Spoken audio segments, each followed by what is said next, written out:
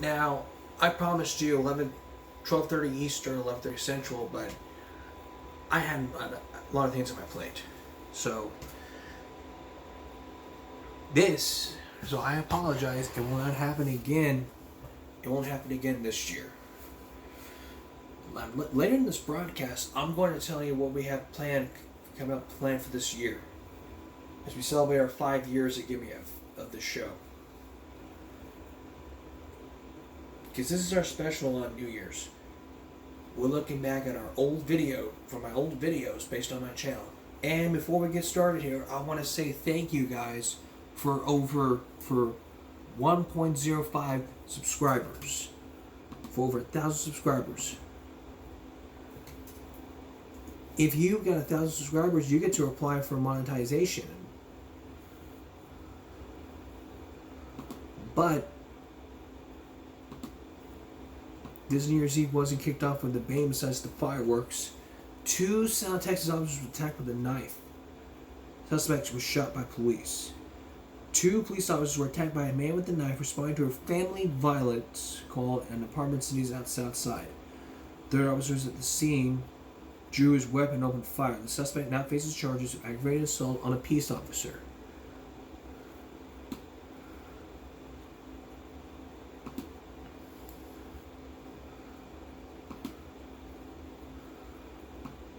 And just today, the chief of police has made this statement. I'm not going to play you guys the statement, but if I have that statement, if there was a writing in that statement, I would read you that statement.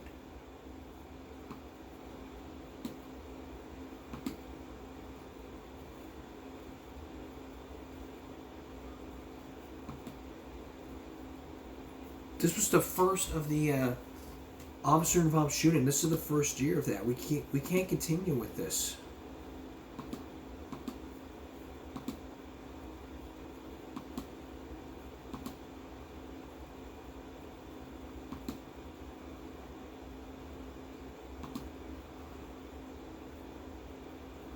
So what really needs to happen here is we can't have officers being involved shooting. If we do that, then a lot of things can go down.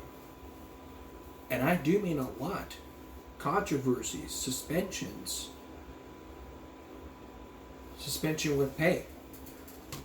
What I suppose we can do is a solution.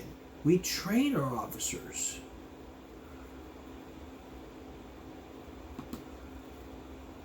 But as New Year's kick in, it's fireworks safety.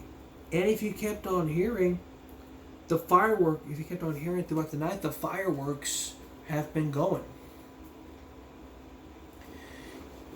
It's against the law to just do it in city limits. And no, most people don't violate the law. This actually goes back to 2019 when I did a video about illegal fireworks. And then Samuel commented it's legal in some states. Or something like that.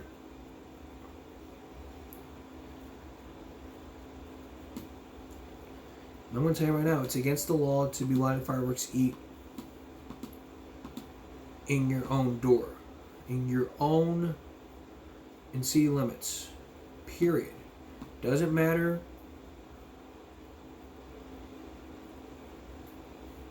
Let me tell you something. It doesn't matter whether or not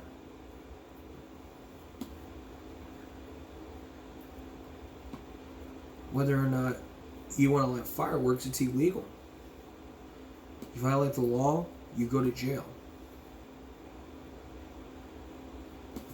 That's just the way it is. So next time it's the 4th of July, you want to light fireworks, do yourself a favor and know the laws in your own state.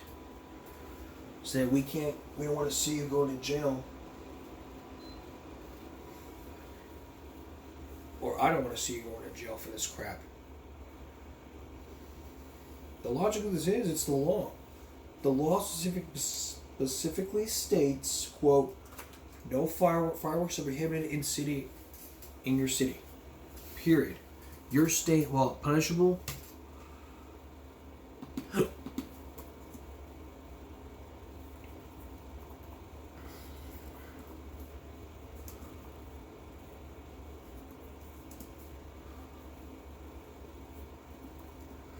He's in the state of Texas.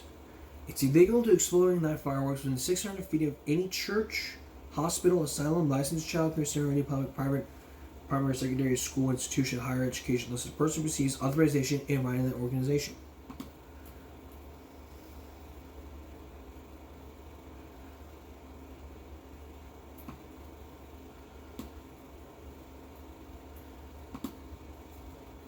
And the laws have been updated for this. Never give your child a firework, even sparklers, burn temperatures that can melt metal. Only use fireworks if you have not been drinking alcohol. Go someplace safe, legal fireworks structures from properties. Avoid shooting fireworks near dry grass, underbrush, or flammable items. Shoot fireworks straight into the sky, not toward anyone or anything. Keep a bucket of water fire extinguisher in case of nearby fires. Firework-related injuries can cause severe burns, stomach amputations, head injuries, eye injuries, and finger injuries. Cause thousands of fires, burns, and other serious personal injuries.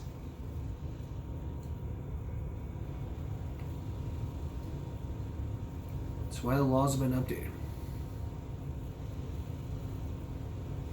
Follow that law. Next, this special edition of Giving Break continues by looking back at our very first we were looking at suspended for not saying Pledge of Allegiance.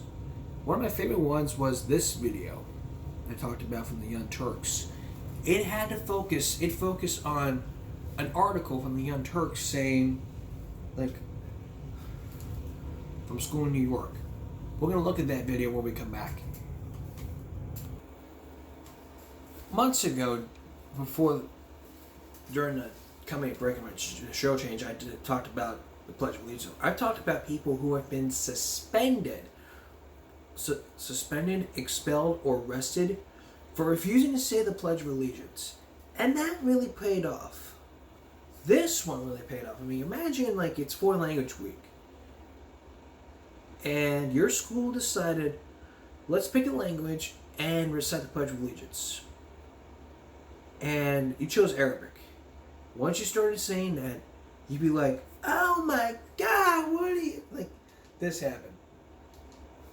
Take a look. Dear Delmar,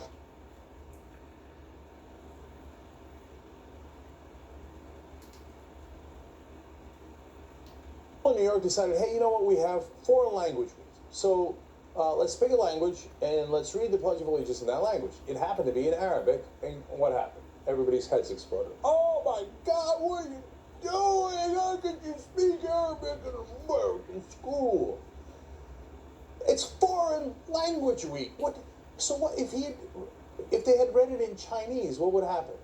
Oh my God, you let Red China take over. This is New York. What's wrong with you? Oh, the Russians are going to take over if you say it in Russian? No, you're pledging allegiance. For example, if they were actually Arabs, and they're not, they're kids who were learning foreign languages, and they said the American Pledge of Allegiance, wouldn't that be a good thing? We went to go liberate Iraq, didn't we? Aren't we supposed to be on their side? Yes. What a joke. You just hate Arabs. So the whole school is up in arms. The parents are up in arms. The school superintendent, Joan Carbone, received complaints of military and Jewish families. Superintendent Joan Carbone received complaints from military and Jewish families. What? Hey, knuckleheads! The ones in the military! I agree. I mean...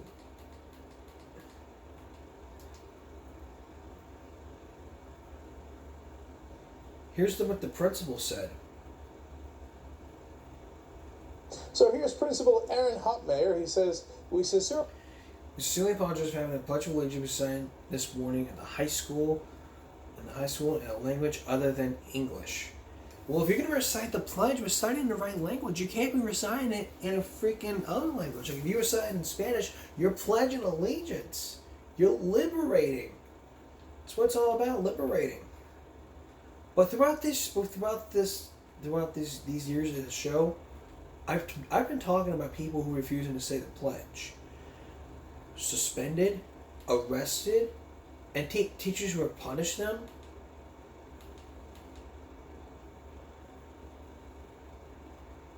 Because they have rights.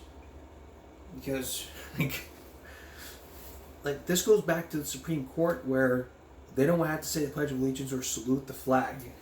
This literally was like a little bit creepy, saying the government doesn't want to compel you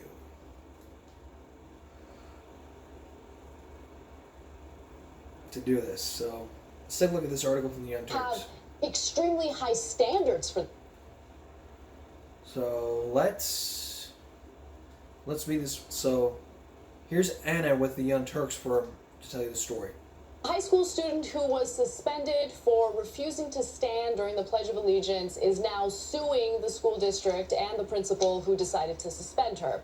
Her name is India Landry, and she is a student at Winfern High School. And apparently she was sent to the principal's office after she was caught texting in class.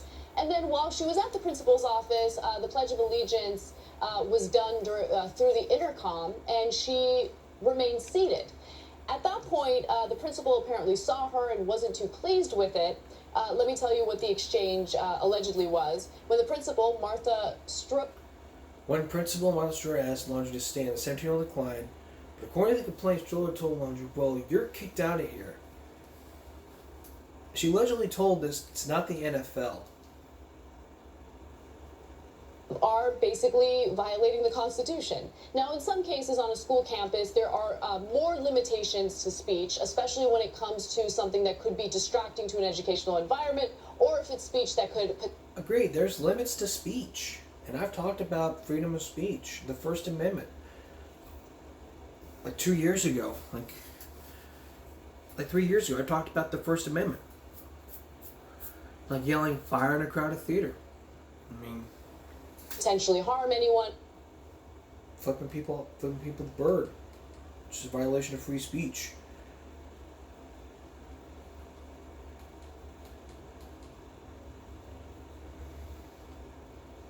A freedom of speech means you say whatever you want. And imagine being arrested for it. That's what happened. So once again, here's Anna from the Young Turks.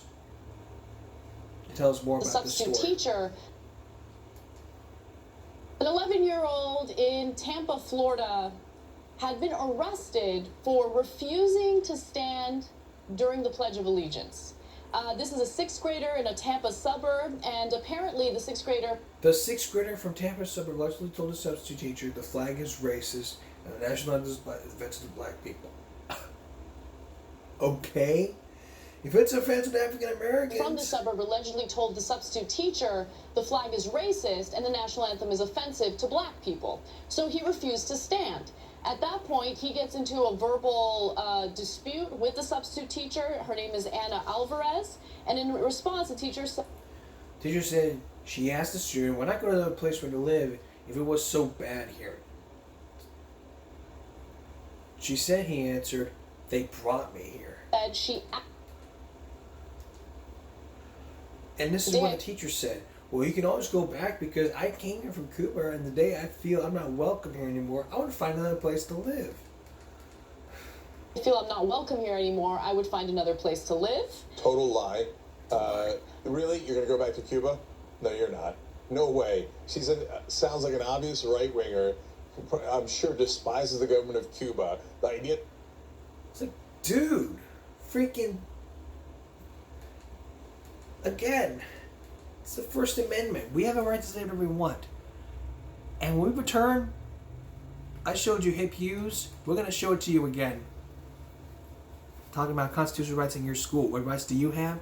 Stay tuned. And we're going to talk about this again on Tuesday. Tonight we're looking back at all of our episodes from the shows I've done. Even ones I did from years ago. Now, when we talk about old shows, we're thinking about the Constitution. We're thinking about students' rights. Have you ever been a kid in school and wondered what about my rights? We're going to repeat this topic on Tuesday as we talk about students' rights from a school-sanctioned event. So you might not be surprised about this, so Let's get it down right now. Hit Hughes. Hit. So we're going to start off with some good news. The actual first case that applies to students in a positive manner is 1943. This is West Virginia Board of Education versus Barnett, where a group, a Jehovah's Witness religious group, is basically complaining that they don't want to have to say the Pledge of Allegiance, they don't want to have to salute, and in the 1940s, you were compelled to do so or you could get suspended. And you could see sometimes the saluting was a little bit creepy. But either way, the Supreme Court's going to rule on the side of students who don't want to have to salute, say the Pledge of Allegiance, saying that the government doesn't have the ability to compel you to do that. So it's not so much a freedom of speech kind of idea, but more of kind of a freedom not to have to speak, not to have to act. But the big case, and this is the one you want to study, kiddies, is Tinker versus Des Moines, 1969. So here's the context of the case. It's 1965, the end of 1965, and the Vietnam War is getting a little bit hot, even though it's the Cold War. And Robert Kennedy has basically announced that he wants a truce, a ceasefire, as we approach the Christmas holiday of 1965. And there's a lot of protesters and a lot of anti-war people and a lot of kids that are for this. And that includes the Tinker family. We have John, who is 15, Mary Beth, Paige, Hope, and a friend, Chris Heckard, that get together and they plan on supporting this endeavor by putting on some black armbands and going to the school. And when the Des Moines School District gets hold of this information, and it's not just the high school, but the middle school and the elementary school, they kind of, preempt it by saying, don't you dare. We don't want any of that kind of disturbance when we're trying to do the learning. And the kids do it anyway. And then on December 16th, Mary Beth and Chris Eckhard got suspended. John got suspended the next day. And it would have ended there if it wasn't for the lobby group, the civil rights organization, the American Civil Liberties Union, who came in and said, we think we should do something about this. And that case eventually travels to the Supreme Court. They had lost in the lower court of the district court. Court of Appeals was a tie. And now they're there to say that students have some rights. And the court agrees. It's the Warren Court, the liberal activist court, who basically says that it's one thing if you're trying to, promote learning, you're trying to have a calm atmosphere. You're not doing it for that reason. You're doing it because you want to avoid controversy. So students have a right, maybe not to yell in the cafeteria, but they have a right to symbolically protest, even if it's an unpopular opinion, in school. The court says you don't shed your rights at the schoolhouse gate. You got some rights. So enjoy that, because I'm about to poke holes all over your Tinker armband rights. You can't say that. So the first big hole in Tinker is going to be in 1986. It's an episode that occurs in the early 1980s. It's called Bethel School District versus Fraser. And Matthew Fraser is a senior, and he's nominating his friend Jeff to be on the student council. And he gets up there and he says, Jeff is a man who is firm. He is firm in his pants, firm in his character, and firm in his belief in our students. And he will use his point to pound away at this. The principal immediately suspends Matthew, saying that you've crossed the line. This isn't freedom of speech. And he's basically saying that's not for you to interpret. This is my freedom of speech. This is the Bill of Rights in action.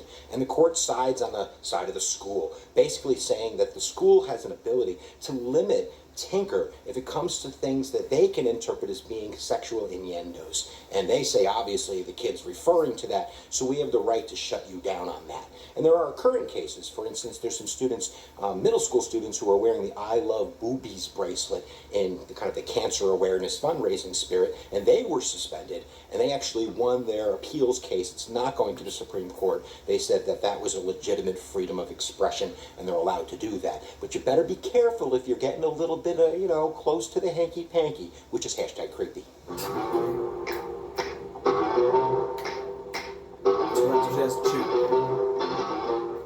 I got another hole for you.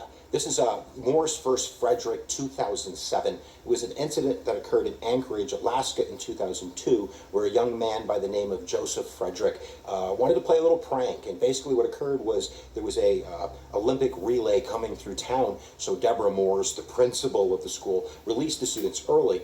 Joe wasn't there. He showed up a little bit late, but when he showed up across the street from the school, and as the cameras came out, their big moment was going to be on the TV screens. He unhurls the banner, his freedom of speech in action, bong hits for Jesus. I don't know what's going through the kid's head, but I know what's going through Deb Morris's head as she runs across the street and rips it out of his hands. And eventually, he's going to go to the Supreme Court saying, she violated my freedom of speech. She had no right to do that. And the school says, you better sit down, son.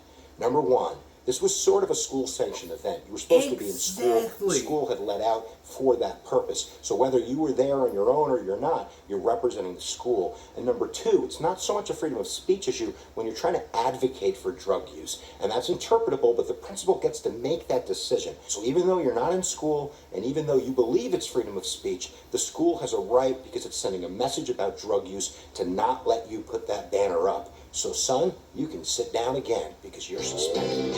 I agree. You can't print that. So you want to print an article in the newspaper, don't you? You think you can do whatever you want because of your freedom?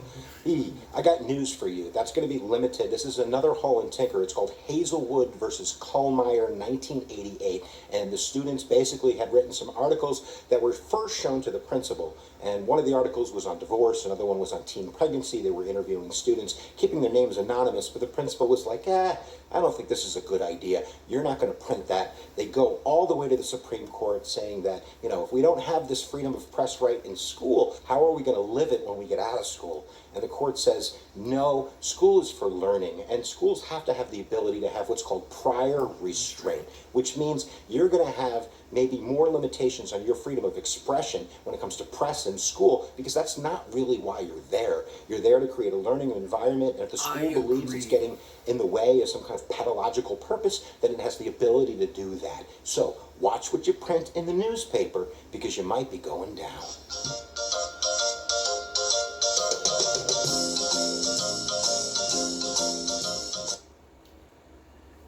And so far, I agree to what Hip has said. I mean, all these rights, like not printing stuff in school, this and that, the other. I have to agree. But people going to the Supreme Court just to say he violated my free speech, so and so. The court sides with the school on this. Let's continue. Yo, you can't search me. You ain't got no warrant. Fourth Amendment, baby. Psych. Not in school, you don't. This is New Jersey versus TLO 1985.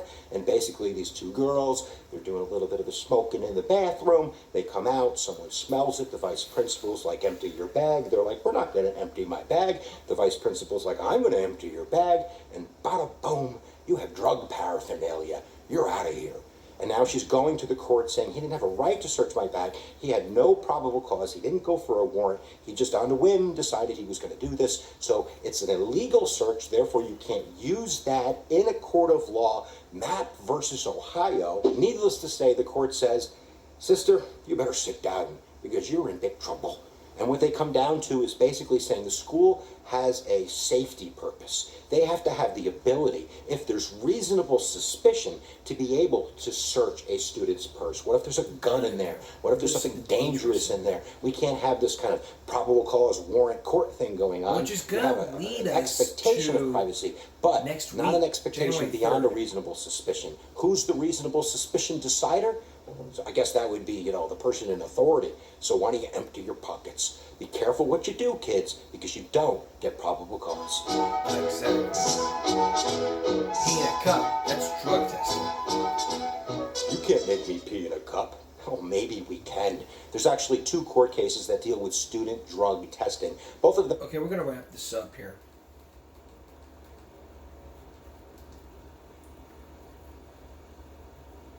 All the court cases. You got Tinker versus Des Moines. So, yeah, we're talking about the drugs. Drug testing.